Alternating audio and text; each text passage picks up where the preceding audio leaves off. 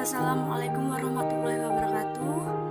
Di sini saya akan mempresentasikan makalah akuntansi penyaluran dana Bank Syariah Transaksi Akad Murabahah yang disusun oleh 1. Alda Putra, 2. Indah Anggraini, 3. Prayitno dari kelompok 4. A. Pengertian transaksi akad murabahah.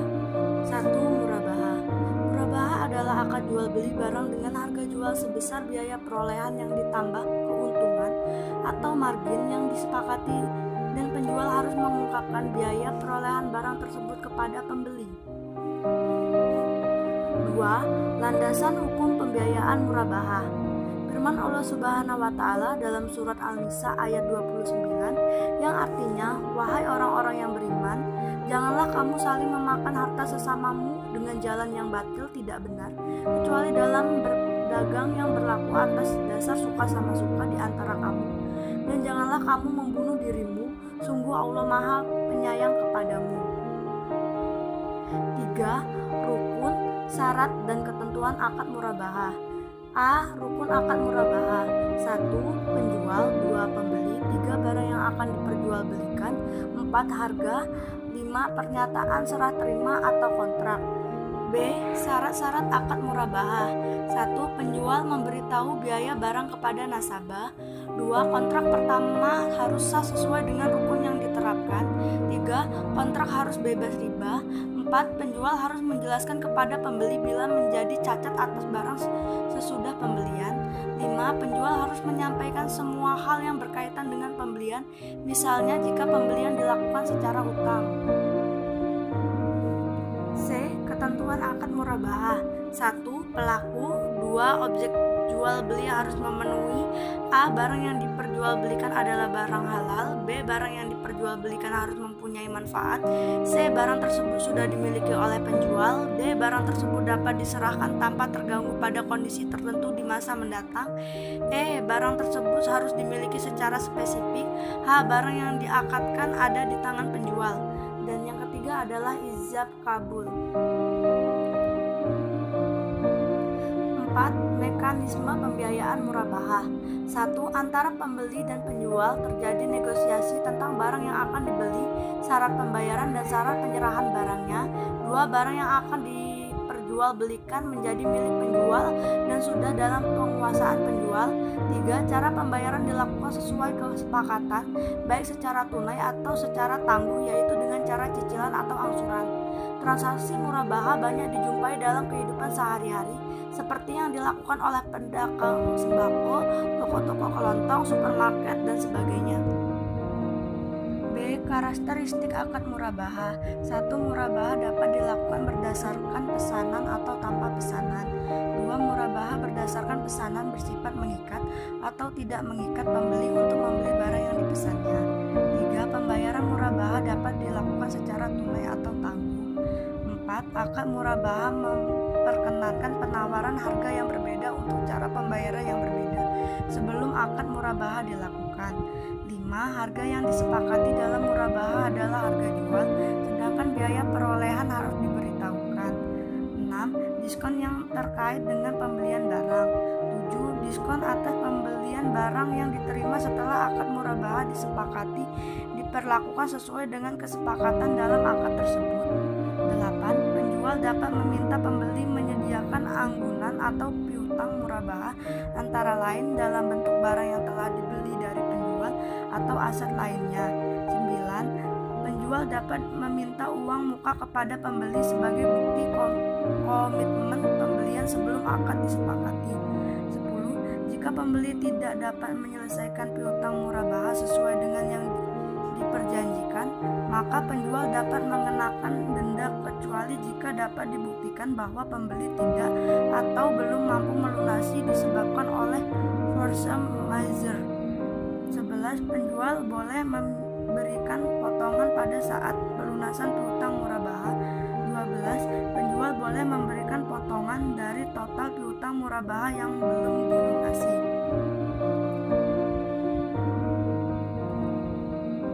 C. Jenis-jenis akad murabahah. 1. Murabahah tanpa pesanan. Murabahah tanpa pesanan adalah jenis jual beli murabahah yang dilakukan dengan tidak melihat adanya nasabah yang memesan, mengajukan pembiayaan atau tidak, sehingga menyediakan barang dilakukan oleh bank atau BMT sendiri dan dilakukan tidak terkait dengan jual beli murabahah sendiri. 2. Murabahah berdasarkan pesanan. Murabahah berdasarkan pesanan adalah jual beli murabahah yang dilakukan setelah ada pesanan dari pemesan atau nasabah yang mengajukan pembiayaan murabahah. D. Skema akad murabahah. Skema murabahah dapat kita lihat bersama-sama di PPT. Keterangannya: A. Bank syariah dan nasabah melakukan negosiasi tentang rencana transaksi jual beli yang akan dilaksanakan. 2. Atas dasar negosiasi yang dilaksanakan antara bank syariah dan nasabah, maka bank syariah membeli barang dari supplier. 3. Bank syariah melakukan akad jual beli dengan nasabah, di mana bank syariah sebagai penjual dan nasabah sebagai pembeli. 4. Supplier mengirimkan barang kepada nasabah atas perintah bank syariah. 5. Nasabah menerima barang dari supplier dan menerima dokumen kepemilikan barang tersebut. 6. Setelah menerima barang dan dokumen, maka nasabah melakukan pembayaran. Pembayaran yang lazim dilakukan oleh nasabah adalah dengan pembayaran angsuran.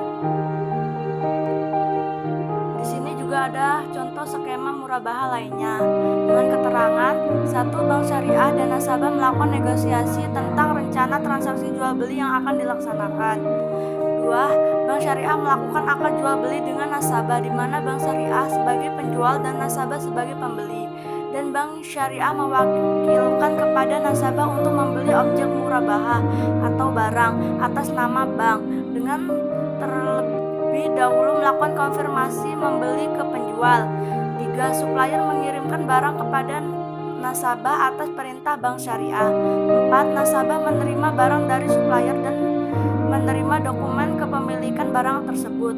5. Nasabah menyerahkan bukti kepemilikan barang kepada bank dan melakukan pembayaran baik secara tunai maupun angsuran.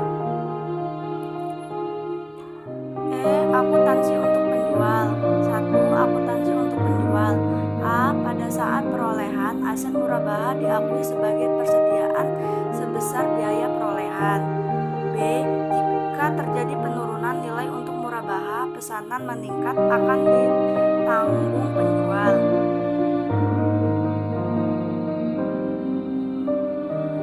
C. Apabila terdapat diskon pada saat pembelian aset murabahah, maka pelakunya sebagai berikut. Jika terjadi sebelum akad murabahah, akan menjadi pengurang biaya perolehan aset murabahah. Jika terjadi setelah akad murabahah, menjadi kewajiban kepada pembeli. Jika terjadi setelah akad murabahah dan sesuai akad yang disepakati, menjadi hak pembeli, menjadi kewajiban kepada pembeli. Jika terjadi setelah akad murabahah dan sesuai akad yang disepakati, menjadi hak tambahan keuntungan murabahah. Jika terjadi setelah akad murabahah dan tidak diperjanjikan dalam akad, maka akan menjadi hak penjual dan diakui pendapatan operasional. D. Kewajiban menjual kepada pembeli atas pengembalian potongan tersebut akan tereliminasi pada saat dilakukan pembayaran kepada pembeli, akan dipindahkan sebagai dana kebajikan jika pembeli sudah tidak dapat dijangkau oleh penjual. Pada saat akad murabahah, piutang diakui sebesar biaya perolehan ditambah dengan keuntungan yang disepakati. Pada akhir periode laporan keuangan, piutang murabahah dinilai sebesar nilai bersih yang dapat direalisasi, sama dengan akuntansi konvensional.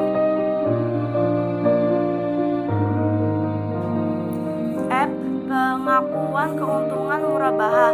Pada saat terjadinya akad murabahah, jika dilakukan secara tunai atau secara tangguh sepanjang masa angsuran murabahah tidak melebihi 1 periode, laporan keuangan dapat langsung diakui. Namun apabila lebih dari 1 periode, maka 1. Keuntungan diakui saat penyerahan aset murabahah dengan syarat apabila resiko penagihannya kecil. 2. 2. Diakui secara profesional dengan besaran kas yang berhasil ditagih dari piutang murabaha pada saat penjualan kredit dilakukan atau pada saat penerimaan angsuran.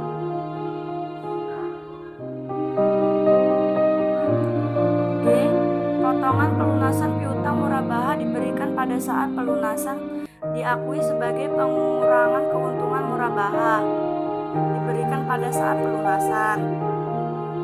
Memberikan setelah pelunasan, penjual menerima pelunasan dan membayarkan potongan kepada pembeli pada saat penerimaan piutang dari pembeli atau pada saat pengembalian kepada pembeli.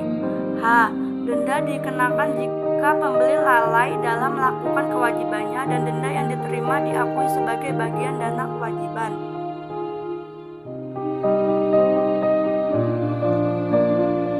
I. Pengakuan dan pengukuran penerimaan uang muka. Uang muka diakui sebagai uang muka pembelian sebesar jumlah yang diterima. Pada saat barang jadi dibeli oleh pembeli, maka uang muka diakui sebagai pembayaran piutang, merupakan bagian pokok. Jika barang batal dibeli oleh pembeli, maka uang muka dikembalikan kepada pembeli setelah diperhitungkan dengan biaya-biaya yang telah dikeluarkan oleh penjual. Penerimaan uang muka dari pembeli apabila murabaha jadi dilaksanakan. Untuk jumlah margin keuntungan berdasarkan atas nilai piutang, harga jual uang muka pesanan dibatalkan jika uang muka yang dibayarkan oleh calon pembeli lebih besar daripada biaya yang telah dikeluarkan oleh penjual dalam rangka memenuhi permintaan calon pembeli, maka selisihnya dikembalikan kepada calon pembeli. Pesanan dibatalkan jika uang muka yang dibayarkan oleh calon pembeli lebih kecil daripada biaya yang telah dikeluarkan oleh penjual dalam rangka memenuhi permintaan calon pembeli, maka penjual dapat meminta pembeli untuk membayarkan kekurangannya. Jika pesanan dibatalkan dan perusahaan menanggung kekurangannya untuk uang muka sama dengan beban yang dikeluarkan.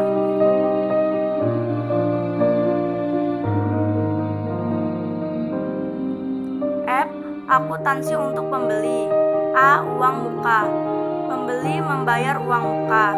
Jika sudah memberi uang muka, maka ketika penyerahan barang, potongan uang muka akibat pembeli batal membeli barang diakui sebagai kerugian. Potongan uang muka akibat pembelian batal membeli barang dan biaya yang dikenakan lebih besar dari besaran uang muka. B. Aset yang diperoleh melalui transaksi murabaha tunai apabila tidak ada uang muka. Hutang yang timbul dari transaksi murabaha tangguh diakui sebagai hutang murabaha sebesar harga beli yang disepakati, jumlah yang wajib dibayarkan. Aset dicatat sebesar biaya perolehan tunai dan selisih antar harga beli yang disepakati dengan biaya perolehan tunai diakui sebagai beban murabaha tangguhan.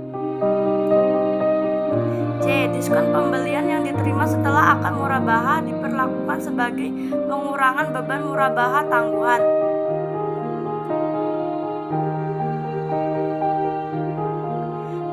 D. Denda yang dikenakan akibat kelalaian dalam melakukan kewajiban sesuai dengan akad diakui sebagai kerugian. Penyajian kerugian yang timbul jika ada atas restrukturisasi piutang murabaha disajikan secara terpisah dalam laporan laba rugi. Pengungkapan.